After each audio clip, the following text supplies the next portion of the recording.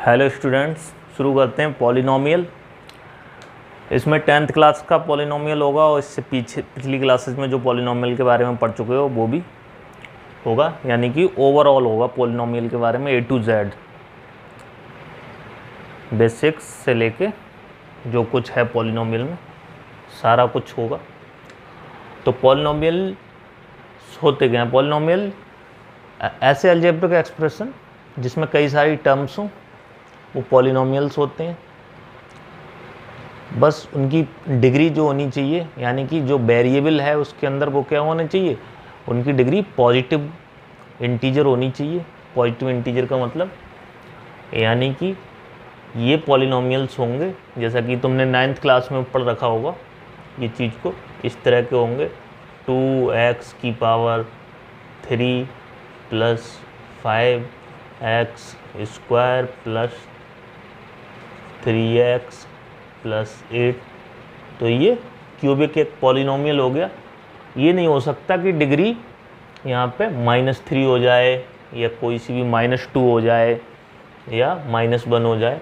हमेशा पॉजिटिव होगी डिग्री और इंटीजर होगी, यानी कि 3/2 1/2 इस तरह की कुछ नहीं हो सकती, यानी कि फ्रैक्शनल नहीं हो सकती डिग्री, डेसिमल में नहीं हो सकती डिग्री वेरिएबल की। ये वेरिएबल कहा जाता है x को, और ये वेरिएबल के कोफिशिएंट्स हैं। ये चीज़ें सारी आपकी पढ़ी हुई होंगी पिछली क्लासेस में 6, 7, 8 में, कि अगर इतना है तो एक मोनोनोमियल होता है, 2 टर्म का है, एक ही टर्म का पॉलिनोमियल है तो उसे मोनोनोमियल कहते हैं। 2 टर्म का है तो बाइनोमियल, 3 टर्म का है तो ट्राइनोमियल, फिर आगे ऐसे ही पॉलिनोमियल कहते रहते हैं। यहाँ पे हमारी जो बात होगी 10th क्लास में, अब लीनियर, क्वाड्रेटिक और क्यूबिक, यानी कि डिग्री के आधार पे हमने बांटा है पॉलिनोमियल्स के लिए। जैसे डिग्री 1 होगी, ठीक है, जब डिग्री 1 होगी तो उसे लीनियर पॉलिनोमियल कहेंगे। जब डिग्री 2 होगी तो उसे क्वाड्रेटिक पॉलिनोमियल कहेंगे। जब डिग्री 3 होगी तो उसे क्यूबिक पॉलिनोमियल कहेंगे। अच्छा, तो फिर लीनियर पॉलिनोमियल इस तरह से होगा, px = ax प्लस b की फॉर्म में, जहाँ पे a, b are real number. कोई भी रियल नंबर हो सकते हैं वो भी, बट a 0 नहीं हो सकता, ठीक है। ऐसे ही क्वाड्रेटिक पॉलिनोमियल इस तरह का होता है, जनरल फॉर्म उसकी x² plus bx plus c। इसमें भी a, b, c real number होंगे,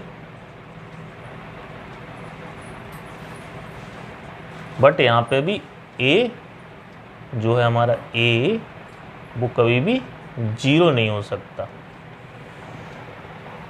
क्यूबिक पॉलिनोमियल का जनरल फॉर्म लिखें हम तो ax³ plus bx² plus cx plus d।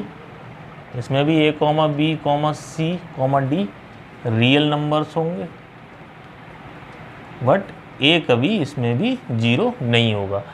अच्छा, a क्यों नहीं 0 हो रहा है? जब इसका a ही 0 हो जाएगा तो इसमें x वाली टर्म खत्म हो जाएगी, यानी कि ये लीनियर नहीं रहेगा, 1 डिग्री वाला वेरिए टर्म ही खत्म हो जाएगा इसमें भी। अगर a 0 हो जाएगा तो 2 डिग्री वाला टर्म ही खत्म हो जाएगा, तो ये क्वाड्रेटिक पॉलिनोमियल नहीं रहेगा इसमें ही। ऐसे ही इसमें a 0 होने पे इसका डिग्री 3 वाला टर्म खत्म हो जाएगा, जिससे कि ये क्यूबिक नहीं रहेगा, इसलिए a 0 नहीं हो सकता। बकाया सारे कोफिशिएंट्स 0 भी हो सकते हैं, कोई भी रियल नंबर हो सकते हैं, ठीक है। अब इनके एग्जाम्पल लेते हैं। इसका एग्जाम्पल ले लेते हैं पहले।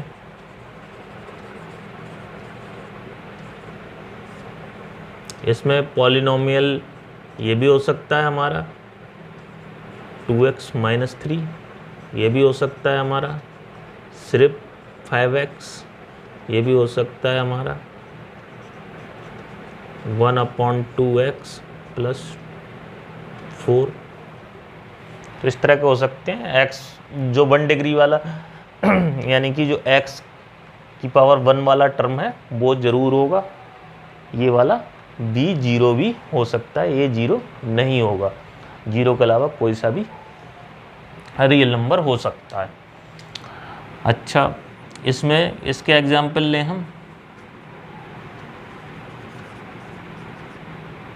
तो इसके एग्जाम्पल क्या हो सकते हैं, इस तरह से हो सकते हैं 2x² + 3x + 5, या ये हो सकता है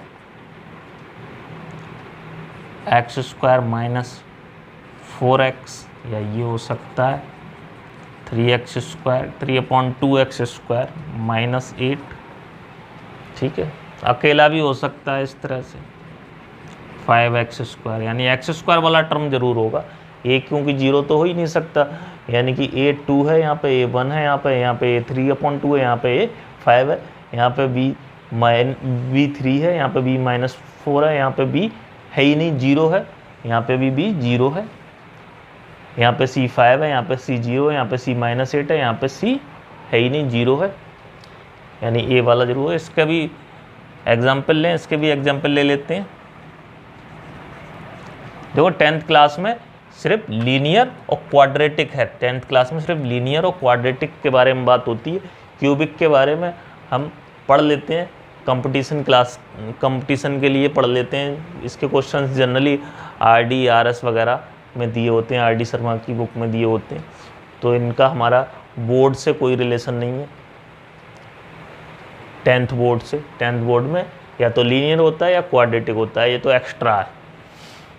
फिर भी इसके एग्जाम्पल ले लेते हैं, हम कर ही रहे हैं तो 3x³ - 4x² + 8x + 10, या इस तरह से दिया हो सकता है 5x³ - 4x² + 7, या इस तरह से हो सकता है 3/2x³ + 8x, या इस तरह से भी हो सकता है 1/2x³ - 5/2, यानी x वाला टर्म, x की पावर 3 वाली टर्म जरूर होगी, बाकी टर्म्स के कोफिशिएंट 0 होने की वजह से वो टर्म्स हट भी सकते हैं।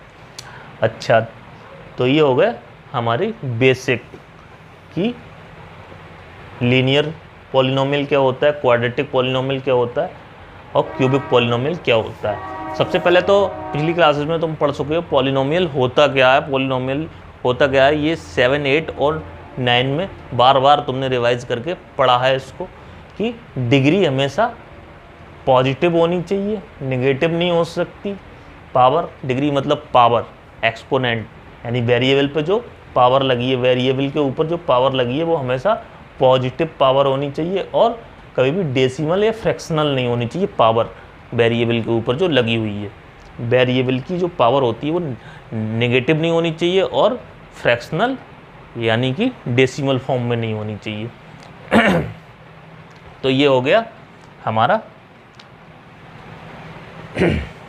अब इनके ग्राफ्स की बात कर लेते हैं। हाँ देखो, तो लीनियर जो पॉलिनोमियल होता है वो एक लाइन बनाता है, क्वाड्रेटिक पैराबोला बनाता है। लीनियर पॉलिनोमियल का ग्राफ यानी कि इस तरह से होता है, एक लाइन होती है, ठीक है, ये एक जगह पे यानी एक पॉइंट पे, मैक्सिमम एक ही पॉइंट पे एक्स एक्सिस को कट कर सकता है। हो सकता है एक भी जगह ना करे, एक्स एक्सिस के पैरेलल हो, तो एक भी जगह एक्स एक्सिस को कट नहीं करेगा वो लाइन, एक्स एक्सिस के अगर पैरेलल हो गई तो ये पैराबोला बनाती है क्वाड्रेटिक। मैक्सिमम दो जगह, दो पॉइंट पे एक्स एक्सिस को कट कर सकता है। इस तरह से भी हो सकता है एक ही जगह पे कर रहा हो, ठीक है। इस तरह से भी हो सकता है एक भी जगह ना कर रहा हो, ये नहीं कर रहा है, एक्स एक्सिस को कट ही नहीं कर रहा ये। या ऊपर होता है इस तरह से तो भी नहीं कट करता। क्यूबिक का ग्राफ मैक्सिमम 3 जगह एक्स एक्सिस को कट कर सकता है, 3 से कम पॉइंट पे तो कट कर सकता है, लेकिन 3 से ज़्यादा पे नहीं कट कर सकता क्योंकि इसकी डिग्री 3 है, इसलिए ये 3 पॉइंट पे एक्स एक्सिस को कट कर सकता है मैक्सिमम। इसकी डिग्री 2 है तो ये 2 पॉइंट्स पे एक्स एक्सिस को कट कर सकता है। इसकी डिग्री 1 है तो ये 1 पॉइंट पे मैक्सिमम एक्स एक्सिस को कट कर सकता है। ऐसी कोई लाइन नहीं खींची जा सकती जो 2 पॉइंट पे एक्स एक्सिस को कट कर दे, और ऐसा पैराबोला नहीं खींचा जा सकता जो 3 पॉइंट पे एक्स एक्सिस को कट कर दे। अच्छा, तो फिर ये हो गए ग्राफ्स की नॉलेज। हम बात करते हैं जीरोज़ की।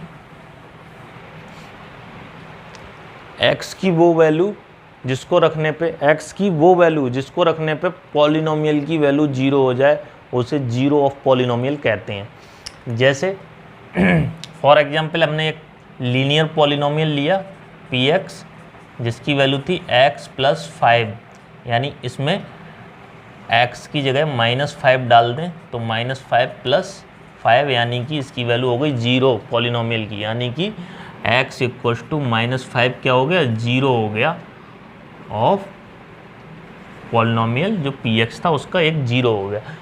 अच्छा, यहाँ तो हमने प्रेडिक्ट कर लिया कि -5 रखने पे ये 0 आ गया। ये अगर हम ना प्रेडिक्ट कर पाएँ तो px को डायरेक्ट हम 0 के इक्वल रखें, यानी कि x + 5 को 0 के इक्वल रखें और निकाल लें x = 0 - 5 यानी x = -5, यही 0 है।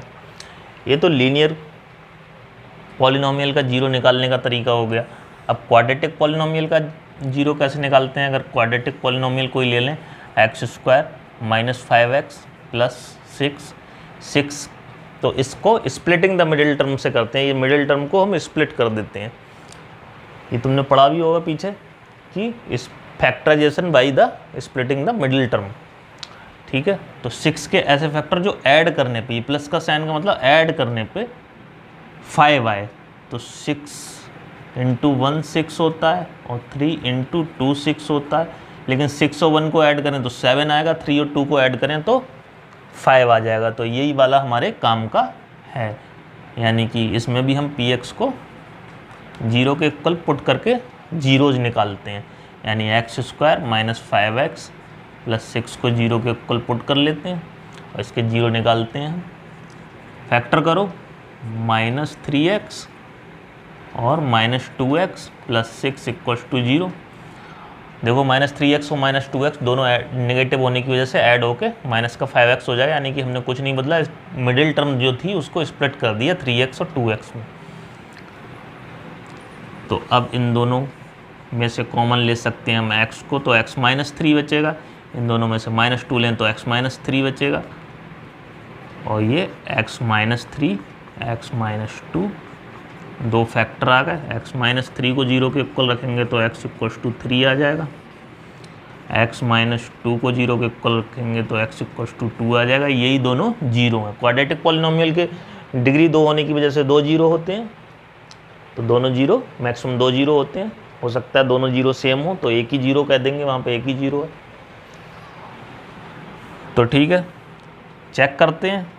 देखो x की जगह अगर हम 3 रखें तो इसकी वैल्यू 0 हो रही होगी, इसीलिए 0 हुआ। देखो 3 का स्क्वायर -5 3 + 6 यानी कि 9 - 15 + 6 9 और 6 15 - 15 यानी 0। ऐसे ही 2 रखेंगे तो भी 0 आ जाएगा, यानी कि जिसको x की जगह पे यानी वेरिएबल की जगह पे जो भी उस वेरिएबल की वैल्यू रखने पे पॉलिनोमियल सॉल्व होने के बाद 0 आ जाए वो सारे 0 होते हैं। तो क्यूबिक पॉलिनोमियल के ऐसे ही 3 0 होते हैं, क्यूबिक पॉलिनोमियल के मैक्सिमम 3 0 हो सकते हैं, ठीक है। और लीनियर का एक ही 0 होता है। और भी एग्जाम्पल ले सकते हैं लीनियर के चाहें तो हम देखते हैं। एक्सरसाइज 2.1 एनसीईआरटी की एक्सरसाइज 2.1 है। इसमें एक ही क्वेश्चन है, एक और उसके 6 पार्ट दे रखे हैं और इसमें बताना है कितने 0 होंगे। देखो इसके कितने 0 होंगे, ये एक भी जगह एक भी पॉइंट पे एक्स एक्सिस को कट नहीं कर रहा है, यानी कि इसका नो 0 है, कोई भी 0 नहीं होगा, नो 0 कोई 0 ही नहीं होगा इसका। और ये एक ही पॉइंट पे एक्स एक्सिस को कट कर रहा है, यानी कि इसका 1 0 होगा। और ये तीसरा वाला जो है वो 3 पॉइंट पे एक्स एक्सिस को कट कर रहा है, इसलिए इसके 3 जीरो होंगे।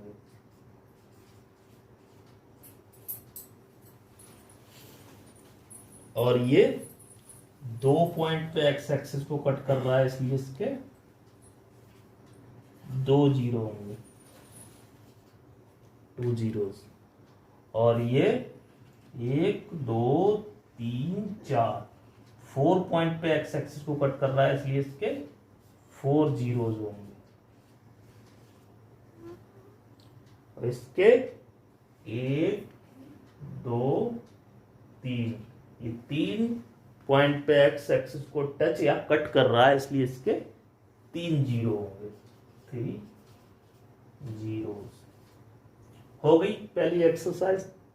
2.1 में यही था, यही 6 क्वेश्चन थे, 6 पार्ट थे एक ही क्वेश्चन के, बहुत ही आसान थे, सिर्फ हमें ये देखना था। 1 नंबर में ही क्वेश्चन आ जाता है बोर्ड में, और इतना आसान होता है, देखते ही फौरन आंसर लिखना होता है सीधे। एक भी पॉइंट पे एक्स एक्सिस को कट नहीं किया तो कोई भी जीरो नहीं हुआ, एक पॉइंट पे एक्स एक्सिस को कट किया तो 1 जीरो हुआ, 3 पॉइंट पे एक्स एक्सिस को कट किया तो 3 जीरोज होंगे इसके, 2 पॉइंट पे एक्स एक्सिस को कट करेगा तो 2 जीरोज होंगे, 4 पॉइंट पे एक्स एक्सिस को कट करेगा तो 4 जीरोज होंगे, और 3 पॉइंट पे एक्स एक्सिस को कट करेगा तो 3 जीरो होंगे। पहली एक्सरसाइज कंप्लीट हो गई।